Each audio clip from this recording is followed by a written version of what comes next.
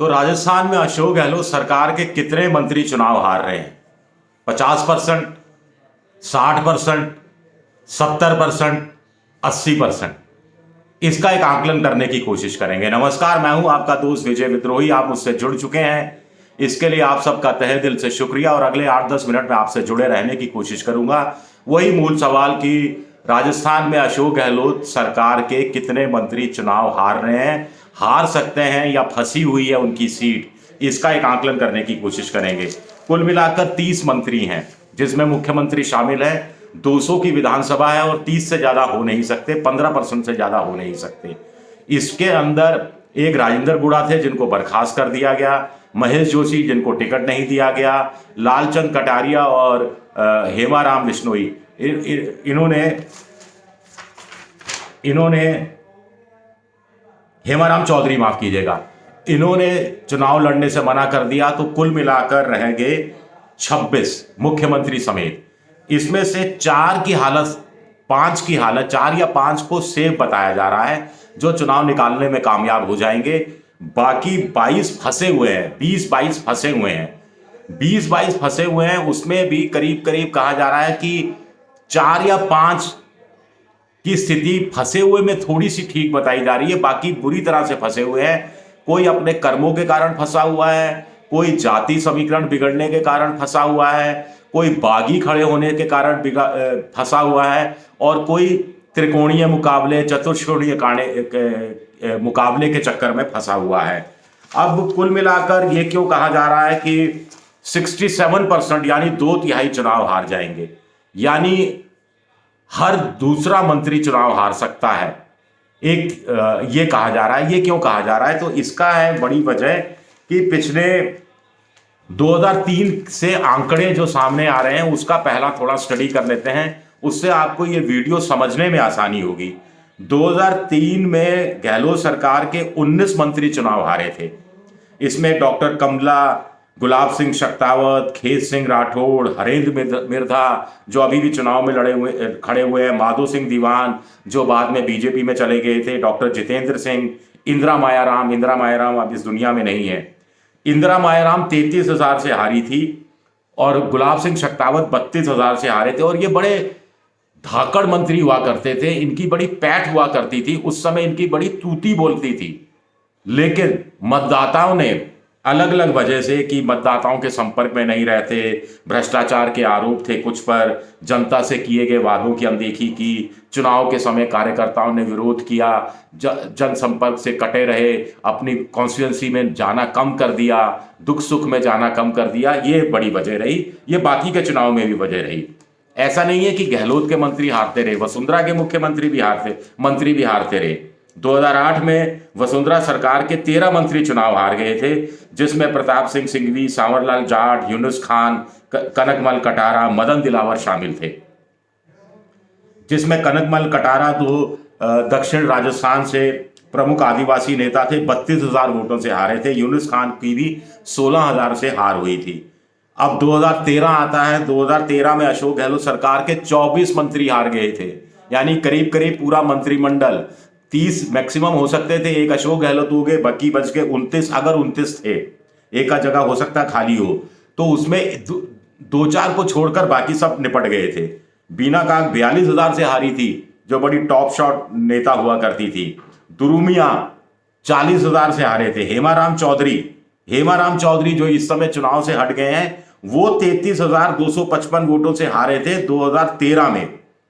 इसके अलावा भरत सिंह थे, शांति धारीवाल भी हारे थे, प्रहलाद गुंजल शायद वहां जीते थे। अब जो उनका मुकाबला कर रहे हैं, शांति धारीवाल जैसा धुरंधर भी चुनाव हारा था। भंवरलाल मेघवाल हारे थे और राजेंद्र पारीख हारे। 2018 में अब वसुंधरा सरकार की पारी आती है और 15 मंत्री पराजित हो जाते हैं, जिसमें यूनुस खान 54,000 वोटों से सचिन पायलट के हाथों उनकी हार होती है। प्रभुलाल सैनी थे, राजपाल सिंह शेखावत जो इस समय बगावत पर उतरे थे, फिर उन्होंने नामांकन वापस ले लिया था। अजय किलक, श्रीचंद कृपलानी, कृष्णेंद्र कौर दीपा, अरुण चतुर्वेदी भी चुनाव हारे थे। अब इस बार क्या होगा ये बड़ा इंटरेस्टिंग है। कुछ नाम लेने की कोशिश करते हैं, जानने की कोशिश करते हैं। चलिए, झुंझुनू में बृजेंद्र सिंह ओला, अब ये शीशराम ओला के बेटे हैं, लगातार 3 बार चुनाव जीते हैं और अपने इलाके में बहुत सक्रिय रहते हैं। इनको कोई डर नहीं है हार का, ऐसा बताया जा रहा है, और अपने इलाके में संपर्क रहे, विकास के काम भी कराते रहे, तो ये एक सेफ सीट है इनकी, ये चुनाव निकाल जाएंगे, ऐसा मोटे तौर पर कहा जा रहा है। अलवर ग्रामीण से टीकाराम जूली हैं, बीजेपी के जयराम जाटव से उनका मुकाबला है। इनकी छवि थोड़ी सी बिगड़ी है, अपने कराए हुए कामों पर ये ज़्यादा यकीन कर रहे हैं, लेकिन मामला फंसा हुआ है। भंवर सिंह भाटी कांग्रेस के नेता कुलाय से मुकाबला बीजेपी के अंशुमान सिंह से है, देवी सिंह भाटी के पोते से है, और अवैध बजरी खनन, रॉयल्टी, भ्रष्टाचार यहाँ मुद्दा है, कुछ नाराजगी का सामना भी करना पड़ रहा है। और देवी सिंह भाटी जैसा एक बड़ा नेता सामने है जो चुनाव लड़ना, चुनाव जीतने के गुर जानता है, तो ये भी फंसे हुए हैं। उदयलाल आंजना निम्बा हेड़ा में इनका मुकाबला श्रीचंद कृपलानी से है, और पिछली बार ये उदयलाल आंजना ने कृपलानी को हरा दिया था, लेकिन इस बार कृपलानी कड़ी टक्कर दे रहे हैं। मांडल से रामलाल जाट हैं, बीजेपी के उदयलाल भंडाना उनके खिलाफ हैं, जो एक बार वो चुनाव हार चुके थे मंत्री बनने के बाद वसुंधरा के कार्यकाल में, वो उनके खिलाफ हैं, और यहाँ भी टक्कर बताई जा रही है। यहाँ फिर खनन के जमीनी और जमीन से जुड़े हुए भ्रष्टाचार के कुछ मामले हैं, और प्लस उनको भीतरघात का खतरा सता रहा है। भीतरघात का खतरा तो कई नेताओं को सता रहा है। कांग्रेस के राजेंद्र यादव हैं मंत्री कोटपुतली से, वो निर्दलीय मुकेश गोयल बीजेपी के बागी हैं, और बीजेपी के हंसराज पटेल गुर्जर हैं। यानी दो बीजेपी के लोग खड़े हुए हैं, उसके बावजूद ऐसे में उनकी स्थिति थोड़ी अच्छी होनी चाहिए थी, लेकिन इतनी अच्छी स्थिति नहीं है। दौसा से मुरारीलाल मीणा हैं, निर्दलीय राधेश्याम नांगल उनको टक्कर दे रहे हैं, बीजेपी के शंकरलाल शर्मा टक्कर दे रहे हैं। ये सामान्य वर्ग की सीट है, इस पर मुरारीलाल मीणा चुनाव मैदान से हैं, लेकिन निर्दलीय उनकी वोट में सेंध लगा सकते हैं। अपना जो काम कराए उसके आधार पर चुनाव लड़ रहे हैं, और मामला फंसा हुआ है। मामला तो बानसूर से शकुंतला रावत, ये भी त्रिकोणीय मुकाबले में फंसी हैं, बीजेपी के देवी सिंह भाटी और असपा के रोहिताश शर्मा जो वसुंधरा के समर्थक माने जाते हैं, उनको टिकट वो नहीं दिलवा पाई, तो उन्होंने असपा पार्टी से चुनाव मैदान में उतरने का फैसला किया। बानसूर से वो पहले भी चुनाव जीत चुके हैं, लेकिन शकुंतला रावत को त्रिकोणीय मुकाबले का थोड़ा एक्सपीरियंस है। पिछली बार भी वो त्रिकोणीय मुकाबले में फंसी थी और अपने काम के आधार पर वोट मांग रही हैं, और रोहिताश चौंका सकते हैं यहाँ पर। अब किसको चौंकाएंगे, कांग्रेस को चौंकाएंगे या बीजेपी को चौंकाएंगे, ये बड़ी बात है, ये देखना दिलचस्प रहेगा।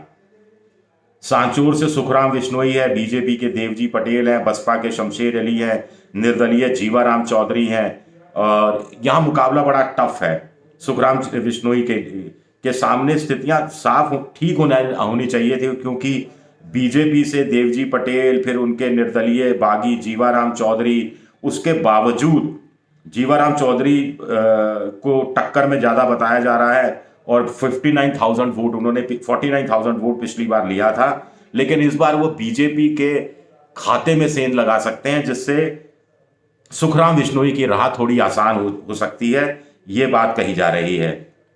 जाहिदा खान कांग्रेस की कामा से, बीजेपी की नौक्षम चौधरी जो कि पहले एक बार पुनहाना हरियाणा से पिछली बार विधानसभा चुनाव लड़कर हार चुकी हैं, लेकिन जाहिदा खान पर भ्रष्टाचार के कई आरोप लगते रहे हैं, जनता के बीच में भी नाराजगी है, लेकिन नौक्षम चौधरी बाहरी कैंडिडेट है और राजनीति में बहुत ज़्यादा परिपक्व नहीं है, तो मुकाबला थोड़ा दिलचस्प है। इसी तरह डी कुमेर से विश्वेंद्र सिंह, इनको फ़ायदा हो सकता है कि डी कुमेर को नया ज़िला बनाया गया, और फिर पुराने अनुभवी हैं, समर्थकों की संख्या ज़्यादा है, और मुकाबला शैलेंद्र सिंह से है, जिनके पिता दिगंबर सिंह रहे हैं, और वो अपने पिता के कामों की याद दिला रहे हैं। सिविल लाइन से प्रताप सिंह खाचरेवास, मुकाबला गोपाल शर्मा से है। खाचरेवास ने काम तो बहुत कराए हैं, लेकिन इस बार पत्रकार गोपाल शर्मा से मुकाबला है, जो नया चेहरा है। कुछ लोग कह रहे हैं कि नया चेहरा है तो लोग उनके बारे में ज़्यादा जानते नहीं, तो शायद ज़्यादा विश्वास कर लेंगे, लेकिन प्रताप सिंह खाचरेवास अगर हारते हैं तो बहुत बड़ी न्यूज़ बनेगा। मुझे लगता है कि मामला मुकाबले का है, लेकिन थोड़ा एज दिया जा सकता है प्रताप सिंह खाचरेवास को। इसी तरह आरएलडी के सुभाष गर्ग हैं भरतपुर से, बीजेपी के विजय बंसल से मुकाबला है, यहाँ भी मुकाबला फंसा हुआ है। प्रसादी लाल मीणा लालसोट में रामविलास मीणा के खिलाफ है, सीधी टक्कर है। और हेल्थ मिनिस्टर रहे तो हेल्थ मिनिस्टर पर डॉक्टरों के तबादले, नर्सिंग स्टाफ के तबादले के कुछ आरोप लगते रहते हैं और कुछ गांवों में उनको विरोध का सामना भी करना पड़ा। पिछले चुनाव बीजेपी के जो रामविलास थे मामूली अंतर से हारे थे, इस बार क्या रहेगा ये जानना दिलचस्प है। प्रसादी लाल को थोड़ा एच बताया जा सकता है। प्रमोद चंद भाया है अंता से, बीजेपी के कंवरलाल मीणा हैं, यहाँ प्रमोद चंद भाया थोड़ा एज लिए हुए हैं। रमेश चंद मीणा सपोटरा से कांग्रेस के, बीजेपी के हंसराज मीणा से मुकाबला है।